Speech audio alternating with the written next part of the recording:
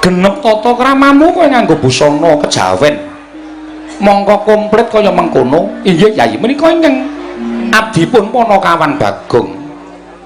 Panakawan Bagong padha rarja sak praptamu Panakawan nonamit pasang kaliman tabe tinebena miladune dumawahing tawang towang sinuwun nyun pangapunten saben-saben kula medal sonten awit taun niki kula nembe ngerol pendak-pendak disuwuni Bagong medal sonten mongko kula seneng nek kula dal kenjing mengkono Bagong mekaten inggih kok malang kerik lali nggih kowe nganggo busana kejawen komplit syukur-syukur Bagong yen to isa yasa nyilih oh nyewa nggih lah niki ra ketara to ikete sesak sinuwun niki sirah kula ukuran 94 kosek kuwi sirah apa gentong kowe barang nggih gedhe sirahe niku cerdas iya ikete ukuran 26 dadi ming cilik kaya susu emprit mboten napa-napa semua niat kula pancen sowan ngersanipun Sinuwun Prabu Darmawangsa Darma Kusuma menika supados sampun ngantos ngisi-sini Bagong menika ya duwe tata krama ora Bagong menika kok dianggep wong sing gleleng wong sing ndao lan sak piturute iya Bagong sembah bektos kula kunjuk iya tak tampa bekti aja dibasake bektos nun nggih pangestuku tampanana kula pundhos ora sak kula pundi ora usah dibasak nggih kula pundi enggo jimat paripen dayanana ing kasantosan pugulut anu sinuwun iya Bagong pangestuku tampanana nun nggih penak nonggonmu lungguh sampun boten kirang prayogi jagat Dewa Bathara inggih jagat Bagong padha rarja sak praptamu pangestunipun Sinuwun Prabu Ndawarawati wilujeng niring Sambikala Prabu Sri Bathara Kresna iya bekti kula konjuk sinuwun iya Bagong tak tampa pangestuku tampanana kula pundi nggo jimat paripe dayanana ing kasantosan paring paitu paduka amawahana indak ing gesang kula po sinuwun iya Bagong iya prayoga nunggonmu lungguh sampun boten kirang sekeca wah sapa iki Gus Sinunganu Ndara Werkudara ndeng lali aku Bagong Badararja sapraptamu ngatunipun Ndara Werkudara wilujeng bekti kula konjuk nggih Den yo Bagong pangestu tampanana nun inggih yen iketmu sesat sesuk ning nggon aku oh nggih mesti padha karo aku ukuran sirahmu oh nggih sampean gedhe dhuwur kaya ngaten sirahe mesti gedhe bangane gulune prayoga nunggonmu lungguh sampun boten kirang prayogi Ndara Panakawan Bagong Badararja sapraptamu pangaturipun Ndara Janaka wilujeng bekti kula kunjuk iya Bagong nggih Bagong Badararja nggih wilujeng Ndara kembar bekti kula kunjuk iya pangestuku tampanana iya pangestuku tampanana Bagong nun nggih prayogakna nun nggih sanget anggen kawitadosaken jimat paripe Mas Bagong wilujeng oh Marsih nggih selamat wae kowe isih ajeg dadi abdi Ngamarta tasih syukur nomormu ganti kok mboten kok tak ora tau mlebu wah pripun kuwi lho sing nang nggon HP lho WA kuwi nek diwaca wa ora tau masuk gantos kertu yo aku ngabari aku kok ana perlu-perlu apa-apa kan iso sambung antaraning kowe karo aku. Nggih, dipun prayogaken panjenengan nganggep busana Jawa menika dipun sawasake mriki ketok bagus. Ketok langkung ganteng semorot cahyanipun. Nggih cangkeme kekamban. Pak, cipol. Munake lanang kok cangkeme kekamban prayogaken Mas Bagong. Heeh, iki aku lagi penting ora usah sambung rembug. Kowe karo aku ki mung ngabdi. Nggih. Engko ndadukani sinuwun Prabu Darma Kusuma. Nggih. Mangke mampir. Suwung pa. Nggih. Engko tak perloke, dela-dela ya. Nggih. Ana kawan Bagong. Nun.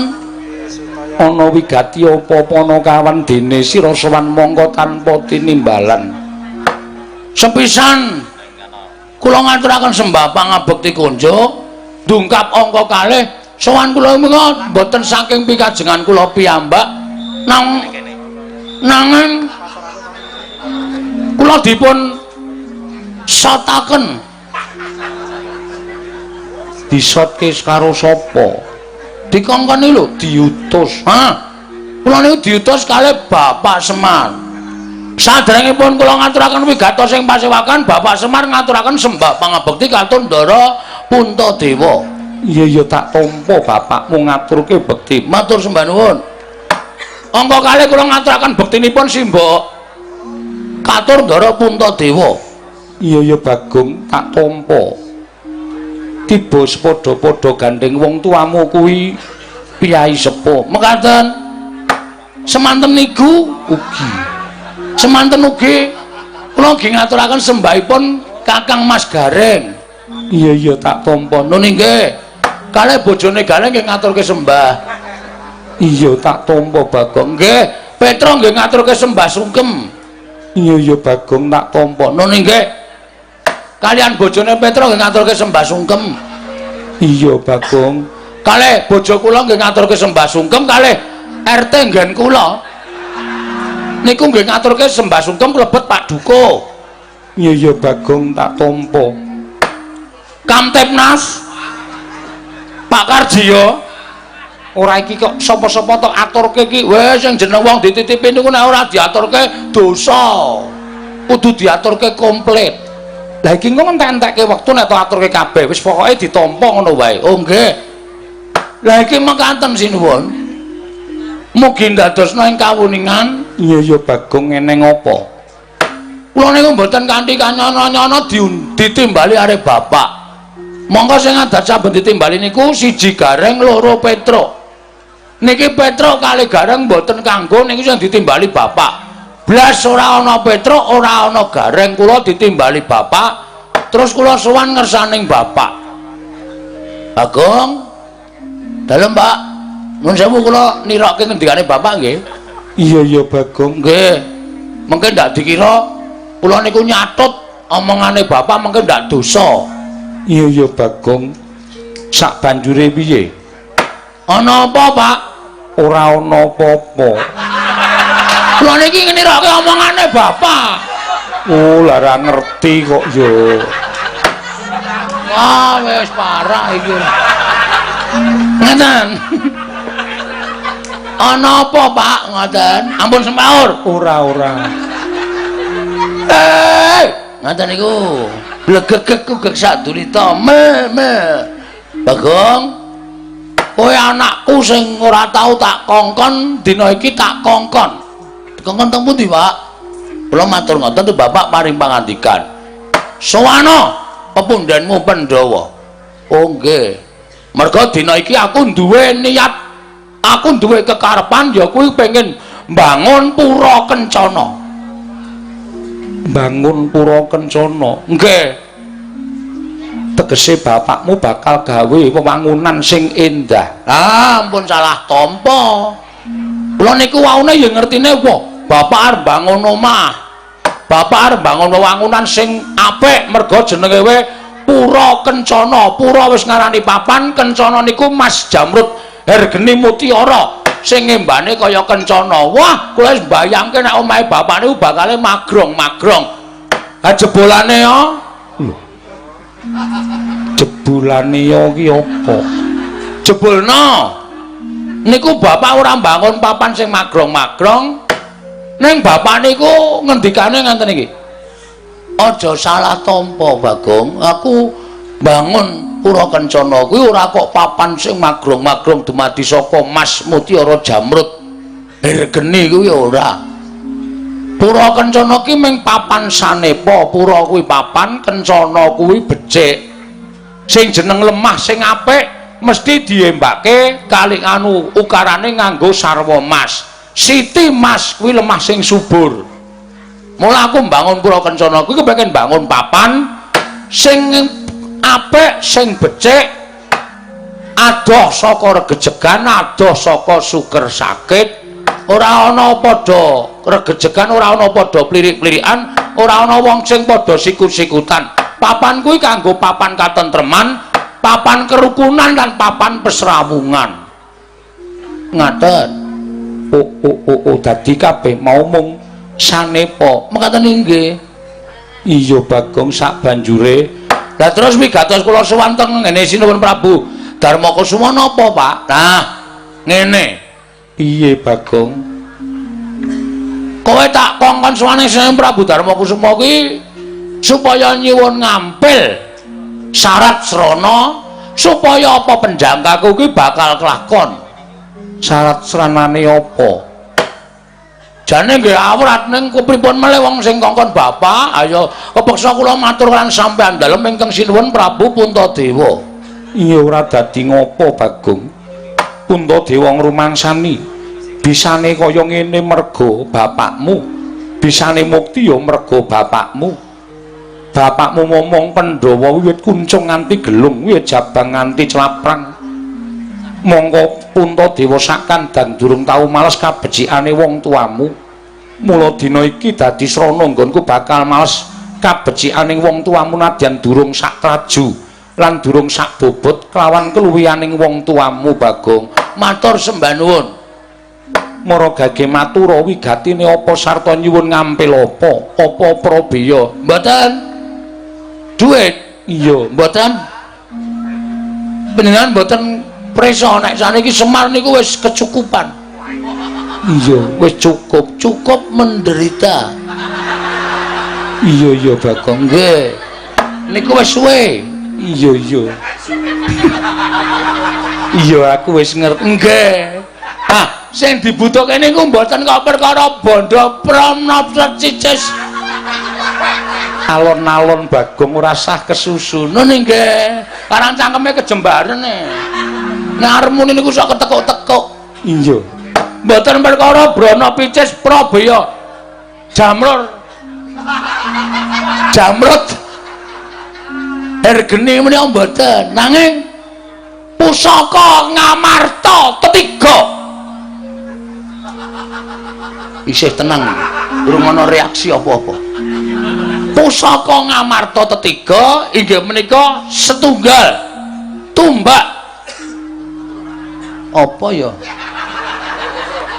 wah lali aku kuwi mau diweling kok nyatet ya ora tak catet bareng tekan kene tumbak ngamarta nggih napa asmane sinuwun tumbak Karawelang nah tumbak tempe Karawelang ora nganggo tempe oh iya ding tumbak Karawelang angka kalih payung mutha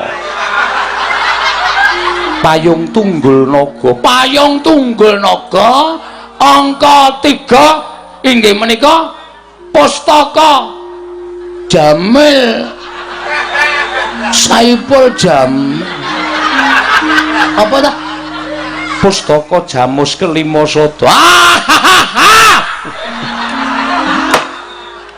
saking bungah kula kaya karang wong lalen niku pustaka Jamus Kelima Sada ketiga menika badhe kula suwun kula boyong wonten ing anu Karang Kadempel dados syarat srana bapaknipun bangun Pura Kencana Werkudara nggih piye Dimas gandeng pusaka kuwi darbe ing Pandhawa 5 pun ngakang ora bisa nengahi mung siadi apa dene kadangku lima cacahe ingkang ndak suwun penemuning Siadi. Wenehno Semar kuwi gedhe labuhe tumraping Pandhawa. Lelabuhane Semar yen diteraju karo bobote pusaka telu mau durung ana apa-apane. Wenehno tinimbangane ora mbok wenehke nek Bagong nganti bali ning Karang Kadempel mengko Semar duka karo Pandhawa. Kudu iso mbok gagas mbarep kakangku yen nganti Pandhawa kelangan Semar. Wah, kaya ngopo lakune Pandhawa? Betul. Leres niku. Nek dipikir Semar niku sikil dinggo sirah dinggo sikil. Momong Pandhawa niku wis cilik-cilik sampeyan isih do cilik-cilik kula ngetutke. Nganti sepriki niki sampeyan wis dadi ratu sampeyan do mukti ngawibawa Nyakrawati mbau denda. Niku kula ya ora tau njaluk undakan bayar. Ora tau protes, ora tau pripun-pripun. Bapak ya nrimo, wis sampeyan cilik nganti saniki wis dewasa, wis sepuh. Omahe bapak kaya ngono nika blas ra ana sing dandani ya ora tau protes. Niku lho nrimane bapak. Ya Bagong menengo dhisik. Oh nggih. Arjuna piye? Kula nderek kersanipun Kakang Mas Jodipati. Mbok menawi pengendhanipun Kakang Mas Jodipati menika leres. Nah. Niku ya cocok. Bagong dalem menengo dhisik. Wah, cangkemmu iki kaya omong wae to ya. Nek kula sedewa, kula ndereke mawon Pak Prabu, kula ndereke mawon. Leres kendhanipun Kakang Mas Werkudara. Menawi ngantos Koko Prabu menika wel maringaken pusaka tetiga menika kala wau, ajrih kula menawi kogel kagelan manahipun Kyai Semar tumunten nilar dhateng para Pandhawa. Lajeng kados pundi polaipun para Pandhawa? Bagong, wektu dina iki apa ingin dadi aturing kadang-kadangku kabeh wis sarujuk.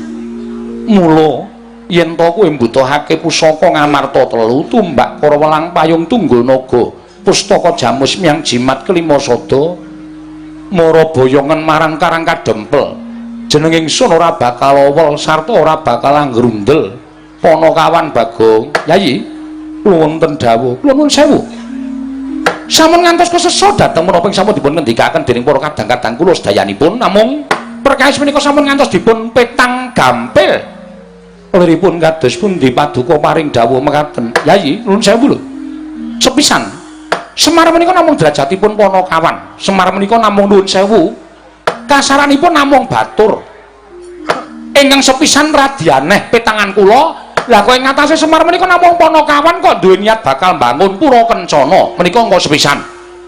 Kula mboten badhe angias, kula mboten badhe ngembe. Tuwin kula mboten badhe angilani dhateng kawontenanipun Kyai Semar. Namung sedaya ingkang badhe katindakan menika kapetanga kanthi nalar ingkang ganep sampun ngantos buntung ing tembe wingkingipun. Inggih to menawi Semar menika lair batos nyuwun ngambil pusaka tetiga. Menika lair batos kinarya syarat srana mbangun pura Kencana nanging nuwun sewu. Pemanggihipun tiyang gesang wonten ing alam Padang menika owah gingsir. Inggih menawi Semar menika kala wau nuwun sewu wonten manah salebetipun penggalipun Kiler Semar yen to wis jeleh dadi wujuding Panakawan tumunten badhe kepengin mindhak pangkatipun, tumunten badhe kepengin mindhak derajatipun sarana nyuwun ngambil pusaka tetiga ing pengangkah supados sak mangke saged ngembali dhateng pangawaosipun para Pandhawa lan saged mukti ngawibawa Nyakrawati mbau denda tanpa beda kaya dene para Pandhawa. Mila pusaka menika menawi para Pandhawa maringaken kula nuwun sewu kula ingkang badhe anggondheli Kyai Prabu tasih nganggep ing raka menika pengayomanipun para Pandhawa. Kula nuwun sewu lho kula ingkang nggondheli pusaka tetiga menika Kyai Prabu.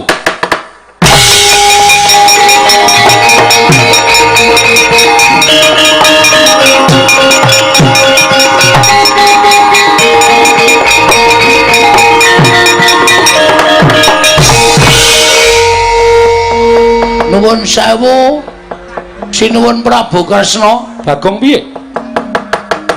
Bareng sampeyan paring pangandikan kaya ngeten niku kok ati kula kaya ora penak. Lho, ora penak perkara apa? Ora kepenak piye?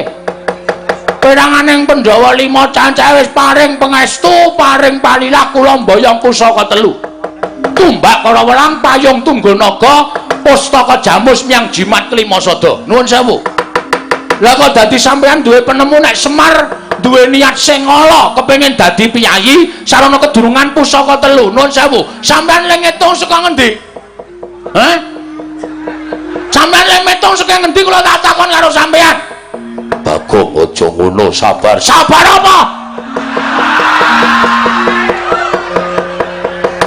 Kula nganggo sandangan apik-apik kaya ngene iku niat kula tata krama, niat kula sing apik-apik.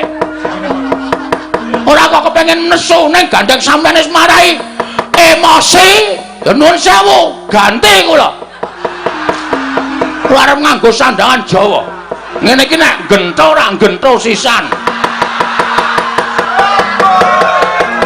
Sing jeneng sandangan Jawa niku tulus karo kabribadene. Wong nganggo sandangan Jawa niku atine ya budaya. Nek ati kula wis diobak-obak kaya ngene iki sandangan kula seleke, kula wis nganggo sandangan Bagong sak asline ngenten iki. Nek pancen arep bebeda atine Bagong, ayo, ora masalah.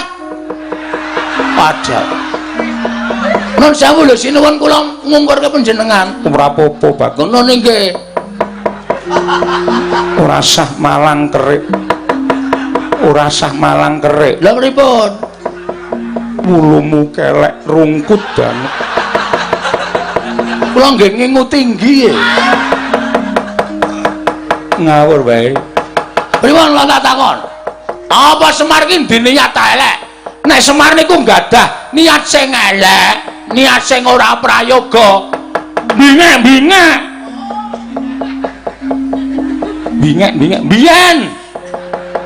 biyen Semar niku duwe niat sing elek. Ning napa tau Semar duwe niat sing elek? Semar niku pengen bangun pura Kencana. Pura tegese papan. Kencana niku dumadi saka mutiara. Niku wujudan sing apik, sing becik. Bangun papan sing apik, sing becik teng negara Ngamarta mriki, ngoten. Supaya masyarakate ayem tentrem, rukun, enten apa-apa aja rukun. Ora mung dangdute aja tosang. Terus yang dintoki apa kula tak takon? Ngoten. Mula tontonan niku ya sing aja nganti on gugah huru-hara. Ngono. Iki ya ngapa iki ngrusuhi?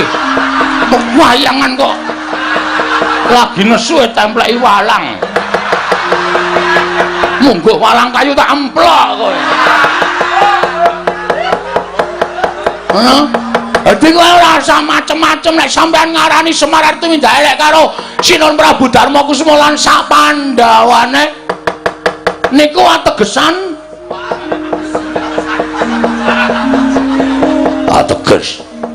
ateges niku ora pati seneng nek tegesan kula seneng. Ngoten. Tegese sampean padha karo ngilani dadane Semar. Sane ngene. Nek sampean ngunekke Semar kaya ngeten niku kula tak bali nang Karang Kadempel. Terus kula tak omong karo Semar, "Mir, aku jane entuk gawe. Ning ana sing ngalang-alangi." Sapa sing ngalang-alangi? Sing ngalang-alangi Prabu Kresna. Kowe dianggep kepengin duwe derajat pangkat kaya wong Pandhawa. Mula kepengin kenggonan pusaka Ngamarta telu. Kresna kok dadi usape kaya ngono. Tak luruke ning Darawati. Wani wae kowe karo bapak. Wani ye. Muni wani tak du saiki kowe. Dene sampean ora wani kok ngelele wong sampean ae dhewe ora. Lho, aku ki ra ngelele. Ngelele wae. Kok ngono ora ngelele. Kowe ngunekke Semar ben kenggonan derajat pangkat kok ora ngelele iki. Dasarmu apa? Aku mung bedhek. Bedhek ning ngarani wonge. Wah, kok saya Werkudara sabar. Iki lagi gayeng nek mbah-mbah ora. Kowe arep ngejawab apa kowe? Kowe arep ngejawab apa? Jane ngeten, ngeten mawon. Berarti sing mepalangi Ratu Darawati. Sing mepalangi Prabu Sri Bathara Kresna. Oke, ora masalah. Kula ora wedi karo sampean. Kula ora bakal mundur sejangkah. Ngendikaning para kiai nek nganti anak iso mbelani karo bapak, niku tegese anak sing junjung karo derajate wong tuwa. Mikul dhuwur mendem jero karo wong tuwa. Iso nyuwargake wong tuwa kula. bapak niku kula punjung ingkung gajah saben dina niku ora arep bakal iso males kabeciane wong tuwa. Sranane men kula kudu iso mbelani karo bapak. Oke. Sane karep sampean pripun? Aku wis kentekan kata-kata iki. Kalimatku pun telas. Niki anane meng adu otot tak ladeni adu otot. Adu kekuatan tak ladeni adu kekuatan. Wis ben luweh modar nang kene ya wis ben. Kemropok tenan pikir aku iki. Nek carane kaya ngene lara atiku. Bapak dunekke kaya ngono. Karepe piye? Ayo wang-wangsulan. Aja meneng wae. Wang-wangsulan ngeten iki Bagong. Metu njaba. Ngoten. Gamun. Kula niki rasa dikon metu njaba wis bendera tak tokke njaba. Mungkin dak perkarane berat. Ngoten. Rasa to omongi. Ngoten mawon. Sampeyan ngendika pripun-pripun? Rupa wani, jembar wani, padangane wani, petengane apa meneh?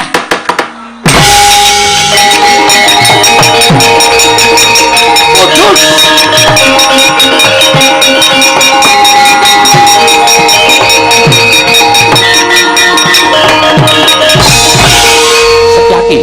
Setyaki.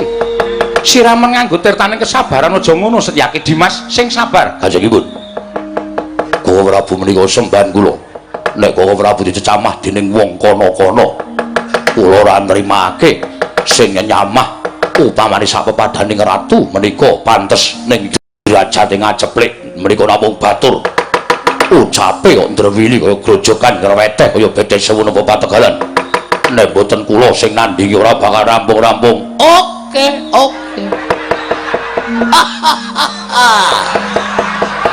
Pancen tak jarak. Sampeyan ora krasa sing tak unek-unek Kresna, sing tak lirik Sencaki. Padake apa? Setyaki sabar. Kajengipun sinuwun. Lho, aku ora ngopo-ngopo. Kaya ana sing jawel le. Bagong sabar. Sapa ya? Aku ora. Ndara Janaka. Aku ya ora. Kowe sih? Mboten. Kowe senengane jual jawel. Anggere kurang jual jawel. Niatipun pripun? Kula wis ngerti kok sampeyan mesti mbelani Ratu Gusti sampeyan. Bagong kowe mau nantang muni piye? Waduh lali. Mau saiki tahu roti. Nek mau kon baleni wis ora iso. Yen bar nantang kowe Prabu, mungsuhe dudu kowe Prabu. Lho, sapa? Mungsuhe Setyaki. Ayo dijajal Bagong karo Setyaki menang sapa? Kowe iso ngalahke Setyaki. Kena adu arep karo kowe Prabu, ning kowe ora iso ngalah Setyaki. Aja takut dosa, bali mung kari jeneng. Muni yo. Iki serius iya iki. Iki tenan iya iki. Iki ora guyon lho. Nek tantangane wis kaya ngono kuwi tantangan sing tenanan. Ora masalah. Apa dianggap aku wedi karo sampean? Ngendi papane wong ngasut?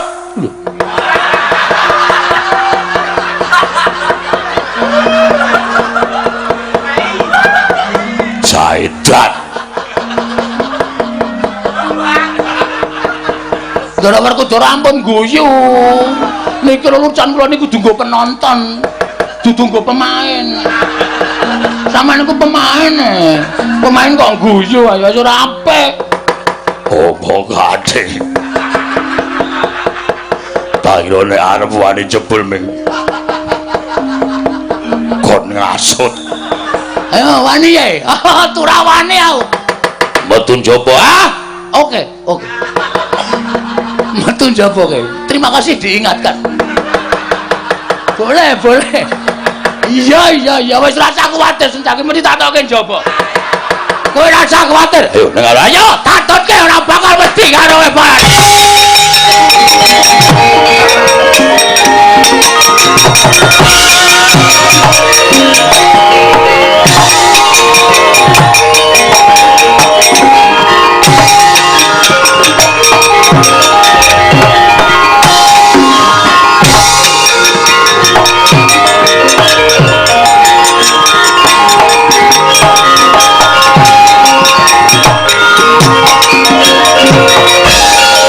Setyaki tinunun gatanira wirang tumandang Setyaniko garwanira gawarnira ing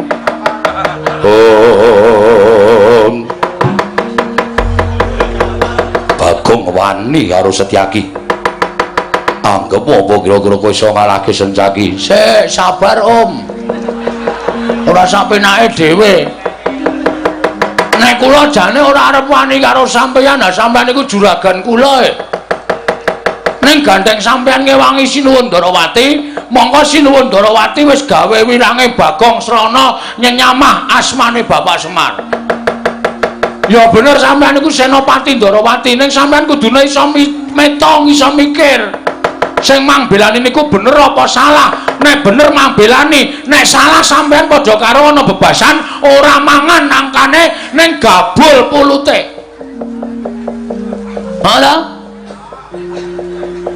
wes saniki sampean nek atur ngajar Bagong mangajar terus entuk-entukane apa malah saya geger kahanane Bagong cilik lara gedhe tekaning pati patine Bagong ning negara Ngamarta bapak preso bapak krungu saya nesu bapak sing mantani Bagong sapa Setyaki bapak terus cancut Taliwondo goleki teng Garbarusi ketemu sampean arep sampean digdaya wani para bapak hah piye iki kok ram dadi iki piye wis gleleng kaya ngono kok bareng aku omong kaya ngene kok terus hatimu kaya tidak-tidak pripun monggo ora masalah aku arep tak tonyo-tonyonan aku arep tak antem-antemen ora masalah aku arep tak ajar-ajaran aku ora apa-apa wis lara kula lakonane mati nek perlu kula wujuti ning siji lho Bagong ora marahi Bagong ora tumindak sing elek Bagong membelani karo Bapak Semar merga Sinuwun Darawati nyenyamah jenenge Bapak Semar luwe-luwe Sinuwun Darawati suudon karo Semar Badranaya dianggap Semar bakal ngembari panguwasaning para Pandhawa ora mungkin iku terjadi mboten bakal mungkin terjadi ning ewasemono sampean lara ati merga Sinuwun Darawati tau nek-nekke terus sampean arep ngajar karo Bagong monggo aku ora masalah nek mung tok poloe aku ora masalah wis lor cilik lara gedhe tekaning pati tak wujudane ora masalah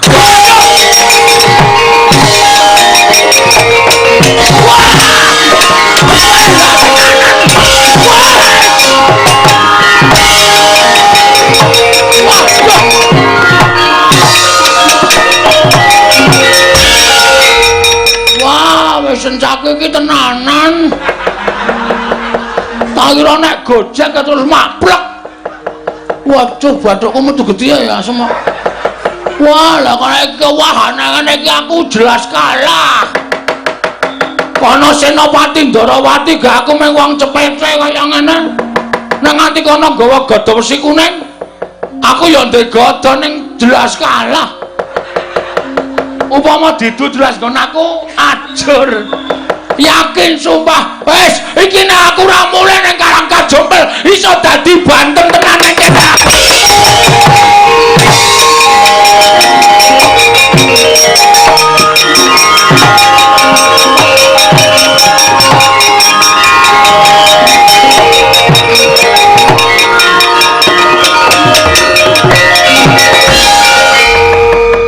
kaya isih ngoyak ya Setyaki ya wong kene wis mlayu kaya ngene iki mbok nek kira-kira aku wis rumangsa kalah wis mlayu mbok mandeg le ngoyak kok isih brubut bantre ora jamak monggo aku nek mlayu ki sikilku gathoke pupuku ki gathok dadi pupu perih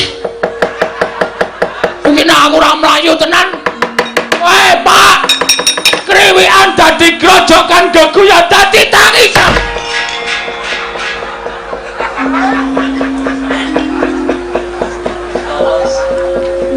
ngopo Gong mate aku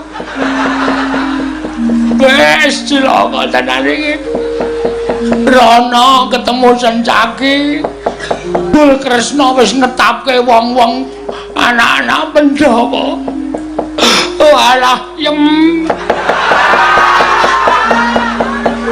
Ngimpi apa kowe istriku tercinta? Kang Mas mukane ngoyo ning dalan yem mok yem. Ngopo nangis, Gong? Nangis wae. Sampeyan tekan riki mesti kowe Bagong wani karo Siwa Ndarawati. Pecah sirahmu dies piur. Modar kula. Rasa nangis. Rasa nangis apa? Arep diajare kon ra nangis. Menengo sik to. Kowe tak kandhani.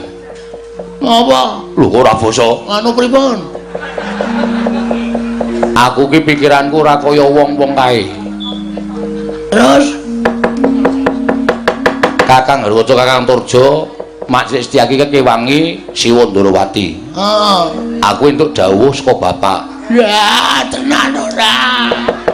Antasena badi sik ana Bagong gawe nenal marhum. Ngoten. Ora. Tenane? Ora. Lah terus? Kon ngapae? Us. Anu kenapa? Bapak ngremangsani nek tau tate nampa pangudangmu. Bapak ki tau tok udang, tau tok mong. Mula nek ana wong ndak sikara karo kowe, bapak ora mentala. Terus bapak dawuh karo aku Antasena. Ayo mono Bagong, aja nganti diajar karo kakang-kakangmu. Terus aku mangkat rene iki. Wah, tenane. Engko sembrono ora, aku tekan kene arep ngewangi karo kowe. Esti napa? Estu napa? Tenan. Nek pancen tenan. Terus pripun? Maju meneh. Kon ngapa? Pedhuke Pak Setyaki. Ngono kuwi ngewangi. Heeh. Ngono kuwi ora ngewangino, Sena. Ngono kuwi jlomprongke aku modar. Kowe kok bengok-bengok ngapa to? Aku omongane yo aneh kok. Nek muni arep ngewangi kok kon maju meneh.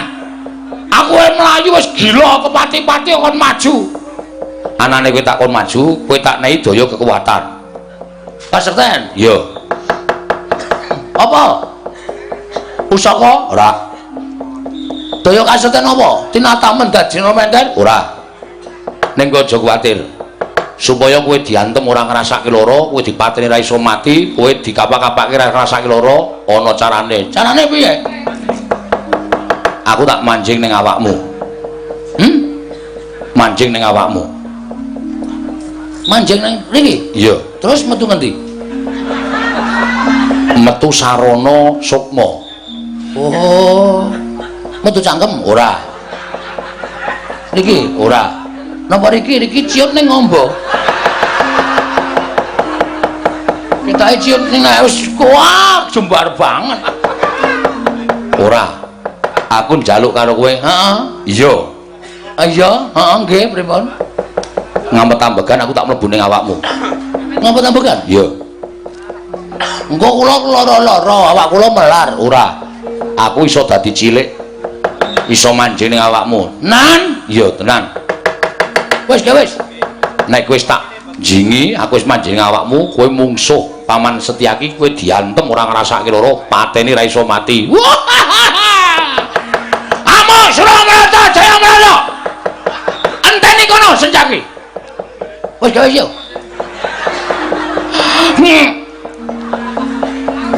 Ngampet ambegan. Aku tak manjing ning awakmu. Nek kowe dikapak-kapake ora bakal ngrasake apa-apa. Wis ngono ya, Gong. Tak manjing dina iki kowe dadi wong digdaya merga Antasena. Wis saiki wae ya. Wah, selak modar. Omong wae ora. Wis.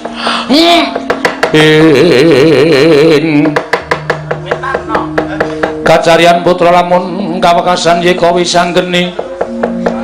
Wisanggeni Maya Wisnu Pratenta. Oh. Gong, wis. Ngene? Wis. Sampeyan teng pundi? Aku ning awakmu. Lho edan iki. Kok ora mbrenjol ya? Ora. Elok tenan kok. Terus kekuatan kula kowe ngopo-ngopo iso. Masa? Iya. Mabur ya iso, ambles bumi ya iso, kowe piye-piye keturutan. Wah. Geleleng tenan iki. Ning ya perlu dijajal, engko nek ngapusi ora. Nek mabur carane piye? Sikilmu gedrukno lemah ping 3 engko mumbul dhewe. Oke. Coba ya. Ya.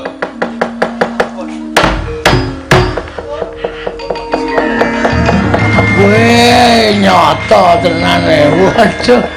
Wah, geleleng iki. Ya ming sementen iki arep dhuwur ya iso. Niat batinmu njaluk sing dhuwur. Waduh, ora weruh apa-apa malah ini.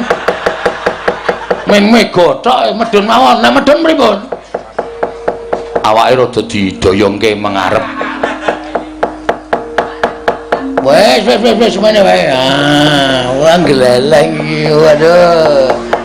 Wah, ya ora ketok tetepan ya.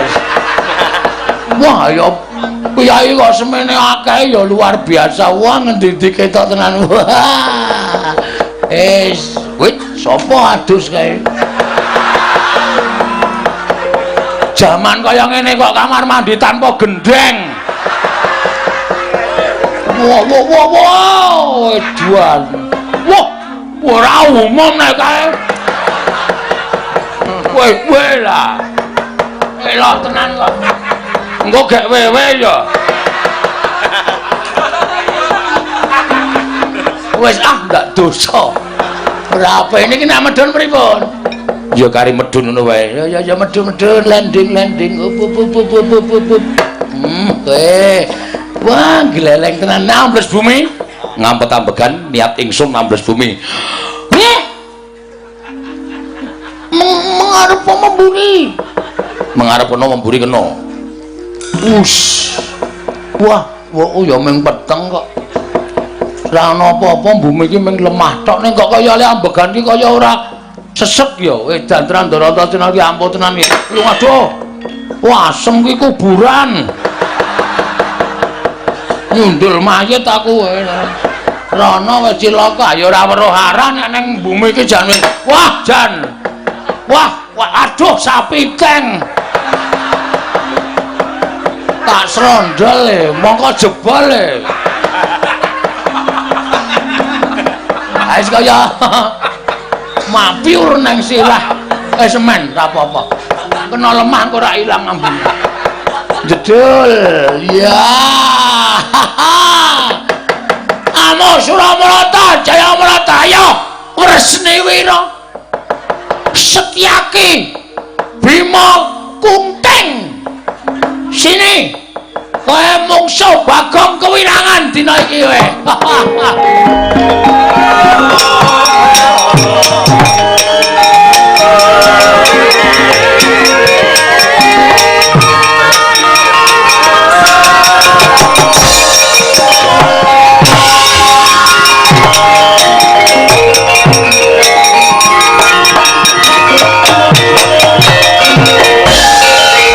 sumbarmu manguwuh-wuh karo Setyaki mau aku kalah karo kowe saiki kowe wis ngara menang karo aku ayo ngantemo Bagong ngantemo nek perlu gada wesi kuning gada wesi biru tak keprokno sirahe Bagong nek nganti aku iso tekanen pati aku meguru karo kowe tak andani apa mentas meguru anyar arep meguru karo ora apa ngabari kowe? Hah? Mencorong tejamu sajae wani tenan karo Sencaki. Sencaki. Kowe nek tak kena tak prenggake becik mundur. Mundur. Mumpung durung kowe modar dening Bagong. Apa kira-kira kowe iso ngalahke Sencaki? Weh lah, iki delokke sik. Delokke sik nek ngene iki kowe kira-kira gila apa ora? Nek ora kanan kaya ngene iki kowe gumun apa ora? Hah? Sawangan Sencaki. Loh, bukan sulap, bukan sihir. Pokoknya ayo. Iki namanya nimblis sirahmu pecah dadi 8 Sencaki. Awas!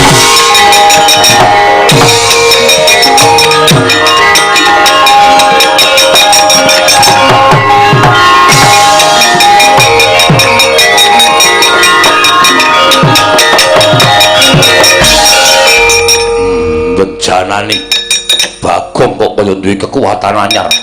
Ing atase mung derajate Bagong kok mumbul kaya iso mabur ngambah Dirgantara. Wonten menapa paman?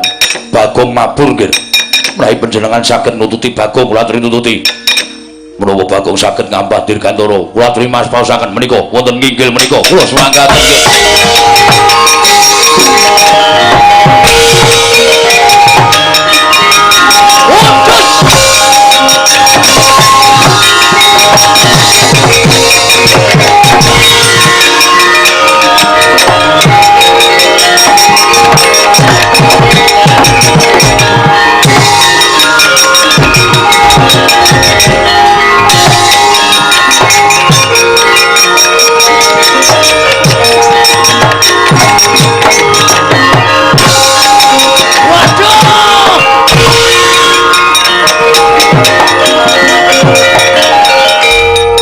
Ayane mabur lagi entas. Dadi isih kurang prigel aku kecekel ya semua. Ayo, Sambata, Culke. piye? Culke. Ana wani ora nglimpis kok mburi culke. Dapure kaya ngene. Iso mabur. Ora mung mabur. Delok, ayo. Kudus.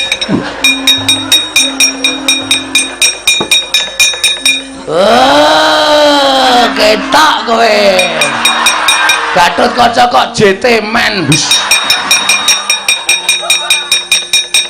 Muran. Gugu arepe dhewe Ayo Sambata kowe. Mabur iso, ambles bumi iso. Apa-apa aku trampil malah gak kesawangan. Lho iki yo langsung ambles bumi cus. edan. Ora edan iki tenanan. Piye? Hah? Mendel meneh. Aku kulino kok tak ketokke ndase tok ngene iki lho. Ayo ngene iki piye ayo. Endluk. Ayo kowe. Ayo metu regane atiku. Metu ya metu. Candak dening aku.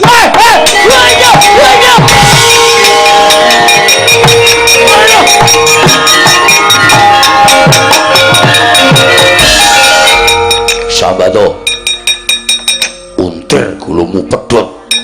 Modal kowe. Kowe lah mentolo tenan to sampean. Ora mentolo sebab apa? Kowe wis ngece karo Gatot Kaca, kowe ngias karo Gatot Kaca. Pun mang tugel. Wis. Ora masalah.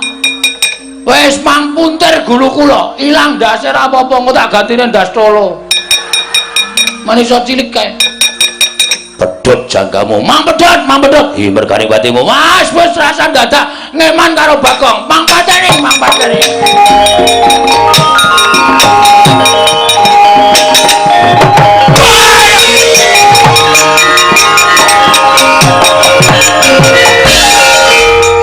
Mutar. Batur kurang ajar.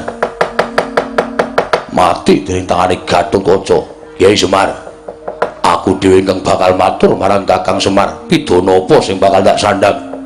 Merga Bagong ngiwiwi karo Gatot Kaca, Bagong ngina karo Gatot Kaca.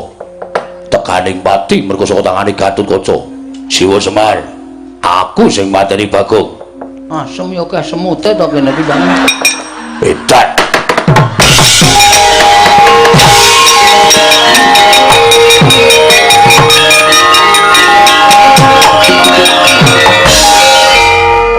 Agene karo wong dirubung semute gila. Oh, ala ndekno kaya ngono kok glelenge Raja Matut. Ana wong pindah merga dirubung semut kok njur klepat. Tanpa tali wara rumangsane. Ayo, sapa lagi? Mumpung isih buka, ayo mumpung isih, ayo. 1000 entuk 3. Kene. Ayo sapa sing kira-kira mungsuh Bagong legane atiku ora bakal tak tinggal oncan.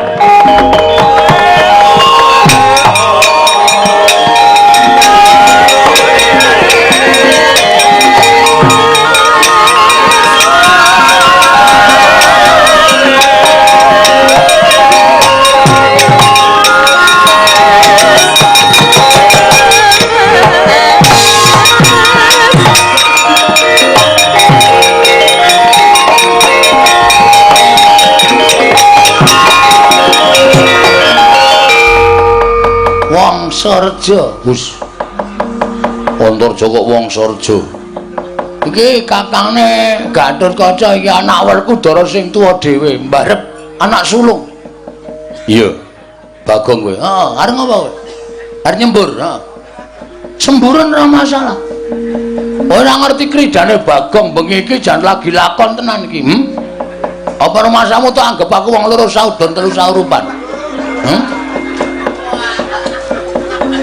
Gatotkacae gila karo aku.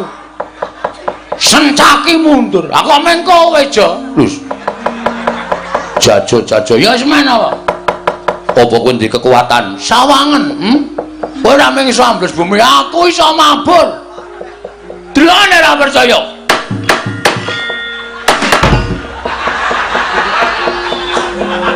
Endi mabur? Iki mau. Aku nek mabur ora tau suwe aja. Sedhela wae cukup. Mabur suwe-suwe ragate akeh. Ya, mabur pancen lagi ora diudanani karo dewa. Sawangen, kowe ambles bumi, tak tututi ambles bumi. Iki delon.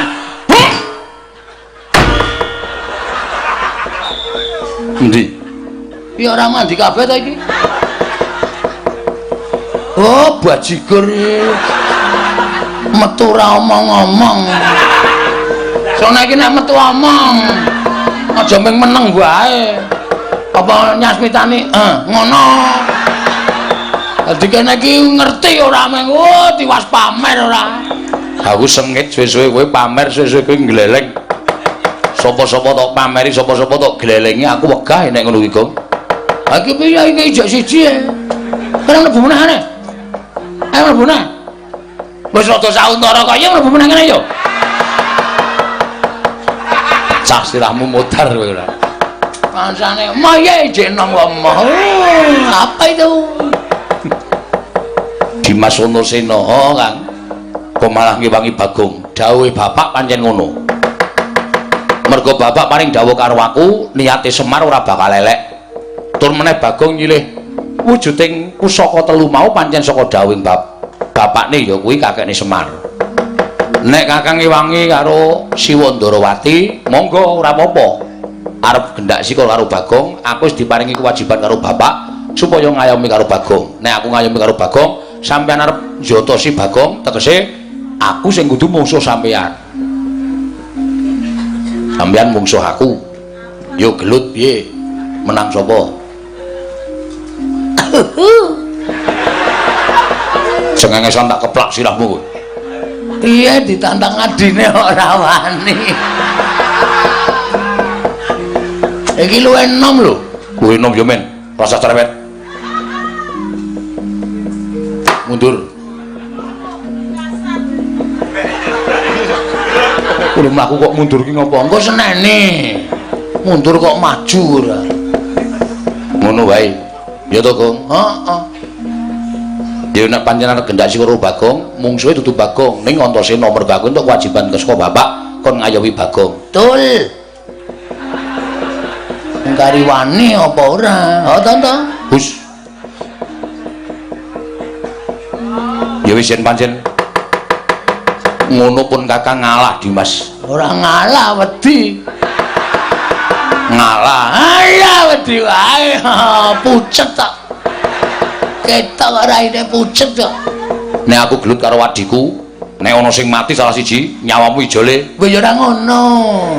Iki kan masalahmu masalah keluarga. Aku kan wong liya. Aku mengarep pengen nyoba Antarja karo Antasena iki menang sapa? Mergo penonton semene iki lho ana sing ngerti gerute Antasena karo Antarja.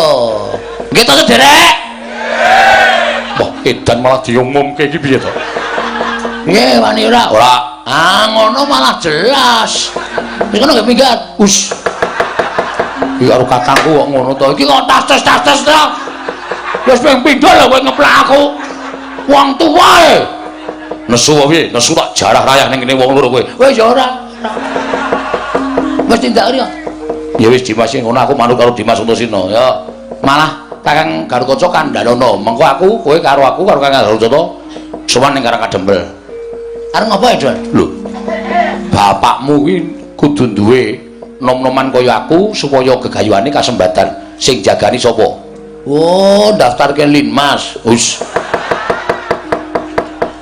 Aku sing bakal ngayomi karo bapakmu. Oh nggih, nggih pun nika mengke do mlumpuk do menyang tenggen kula.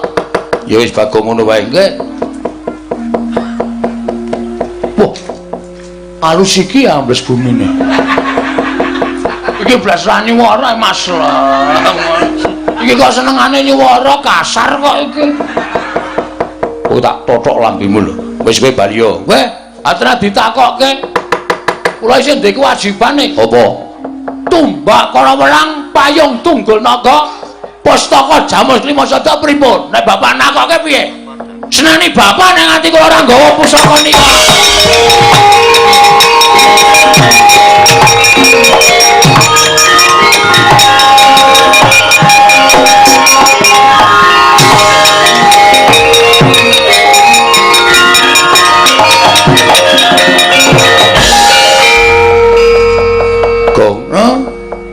Tak kira bapakmu ki pancen niate apik. Buktine Noleo. Pusaka Ngamarta 3 lah kok do nututi karo kowe. Serius? Iya. Ngono aku noleh ra ana apa-apa. Noleo sik to, tak culuk matamu lho. Iya aku kasar ya suwe-suwe. Omong dipaido ngono kok mripat arep diculek ora. Udus. Weh, lah kok nyoto ta iki? Ya kuwi pusaka Ngamarta. Sing dawa niki Tumbak Kurawelang. sing mingkup nika Payung Tunggul Naga. sing kaya layangmu. Wah, iso nyanyi barang kowe. Iso wae. Iki kok ngedar. Nun ngapunten aku lho iso bales ya biasane refleks nek ro gareng niku sok balas-balasan ngonten niku soalé ora.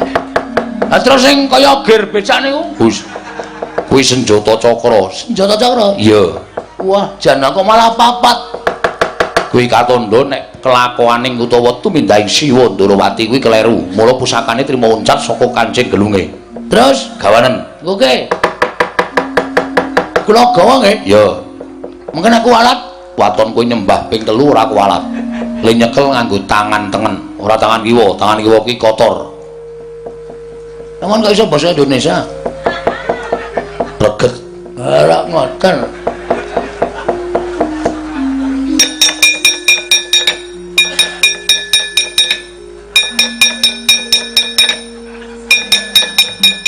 Wis kok kebablasan siji. Baleni mboten? Baleni.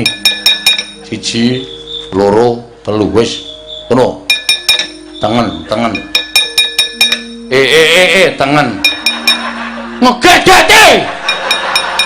Aku somong tengen. Iki tengen iki. Iki tengen. Iki sik biasane ciduk. Iki. Piuk ngono. Wes.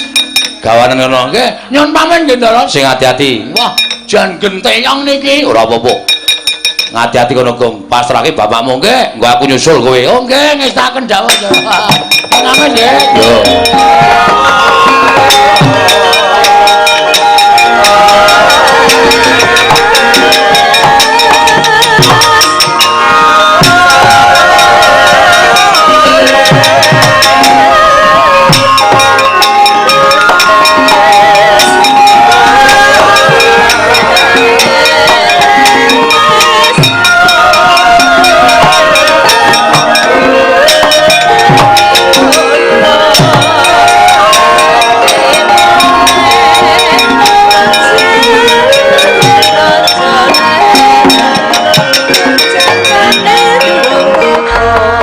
Sinayang manggelung mintonaken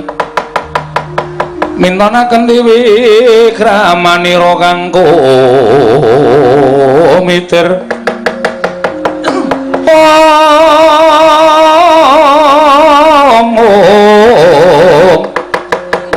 kang mitiran ning asta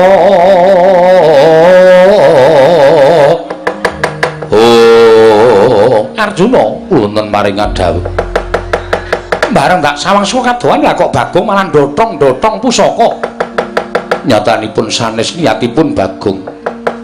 namung pusaka ingkang bidal piyambak saking pagedhongan pusaka Koko Prabu adalah ora pati ndugamana mbok menawa Kyai Semar nggunakake kekuatane supaya iso ambedhol pusaka ngamarta katelune lajeng kepareng paduka Arjuna kula wonten maring adhawu ora jenengipun Kakang aja kelawan Siadi nanging saka penemuku apa ora luwih becik lamun dicoba ditodhi lahir batine Kyai Semar pareng paduka kados pundi aku tak nanjihke marang Kayiwangan Panangkalan Suraya sowan liwang pukulan Bathara Guru babakan perkara iki ora tak anggap enteng nanging tak anggap abot sabab yen to anti kasembadan gegayaning Kyai Semar kan wurunga mengko bakal ngembari marang kadewatan menawi kula mekaten lajeng menapa tindak paduka kula nderekaken tunggunen sawetara ning kene wae Janaka mengko aku rasuwe bakal bali meneh ning papan kene sendika ngestakaken dawuh Koko Prabu Sembah kula ingkang nderekaken jengkar paduka.